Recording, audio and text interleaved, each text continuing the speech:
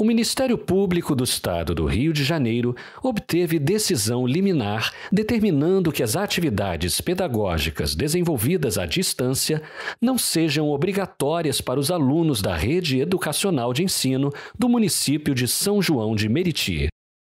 O MPRJ pede que a Secretaria Municipal de Educação apresente um plano de ação pedagógica e de reorganização do calendário escolar.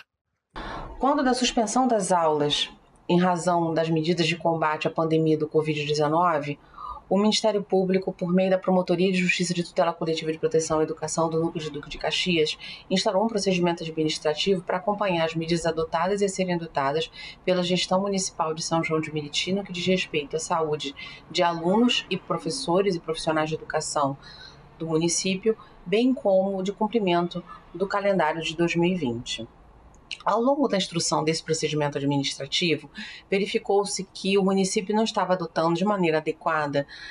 medidas para a realização de um planejamento no que diz respeito à retomada das aulas presenciais, quando assim fosse determinado pelas autoridades sanitárias, para o planejamento desse retorno, que esse retorno fosse de uma maneira segura e adequada. E além da questão da saúde, também era importante que fosse verificado que o calendário de 2020 ele fosse cumprido de maneira adequada para professores e alunos. No entanto, verificou-se que, para a realização desse calendário, o município de São João de Meriti estava adotando atividades remotas em caráter substitutivo das aulas presenciais, sem que os requisitos para tal substituição fossem preenchidos, principalmente no que diz respeito ao acesso de alunos e até mesmo de professores no que diz respeito a esse conteúdo. E isso não pode ser admitido porque a LDB exige para que as atividades sejam ofertadas, elas precisam preencher alguns requisitos. Por exemplo, acessibilidade a todos os estudantes matriculados na rede, é preciso que haja controle de frequência, carga horária de acordo com a LDB e modificada recentemente, exatamente por conta da pandemia, por lei federal. Então era preciso que essa contabilização, que todos esses requisitos da LDB eles fossem preenchidos. Isso estava sendo ignorado pelo município de São João de Meriti. Por tal razão, o Ministério Público entrou com uma ação civil pública em face do município de São João de Meriti,